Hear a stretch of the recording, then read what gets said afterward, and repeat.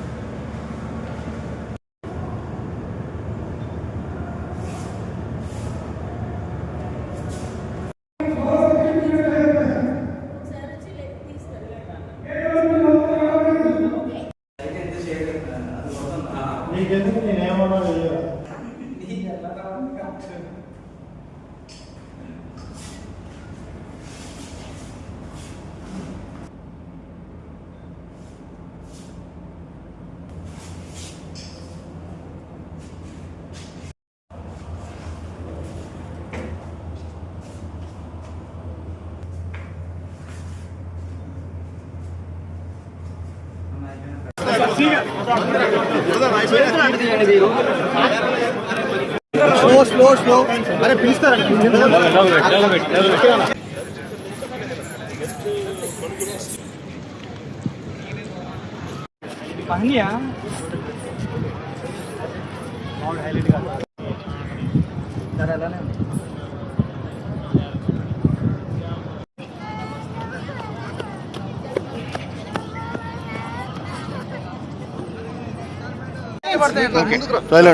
తీసుకో నువ్వు తీసుకో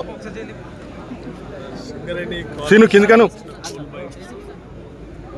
జెన్కో పవర్ ప్రొడక్షన్ సంబంధించి రెండింటినీ కలిపి వృద్ధి చేసే కార్యక్రమంలో భాగంగా కొత్తగూడెం మీటింగ్ జరిగింది. అట్లాగే ఇక్కడ ఉన్న భద్రాద్రి పవర్ ప్రాజెక్ట్స్ చూసాము. వీళ్ళకి కావాల్సిన కోల్ సప్లై క్వాలిటీ అట్లాగే ఉత్పత్తి అవుతున్న పవర్ కెపాసిటీ ఆప్టిమమ్ లెవెల్స్ వస్తున్నాయా లేవా అనేది చేయడం జరిగింది. అలాగే divide school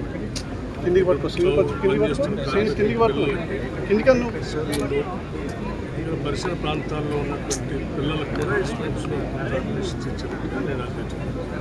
sir power plant వల్ల విపరీతమైన పొల్యూషన్ వస్తా ఉందని చెప్పేసి చెప్తా ఉన్నారు. ఆ కమిటీకి సంబంధించి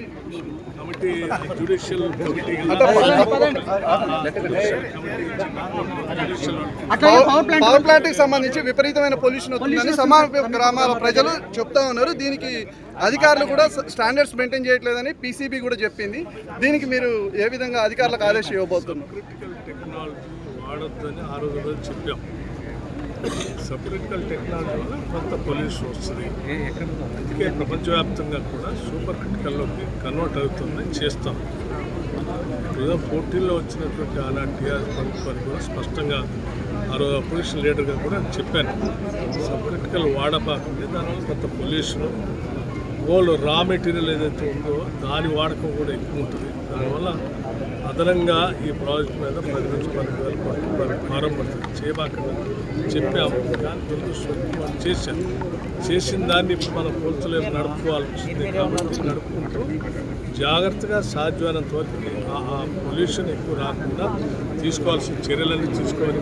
అంటే జెన్కో అధికారులు అవి పాటించట్లేదు సార్. ఫస్ట్ ఆఫ్ ఆల్ చేయాలని చాలా స్పష్టంగా చెప్పాం.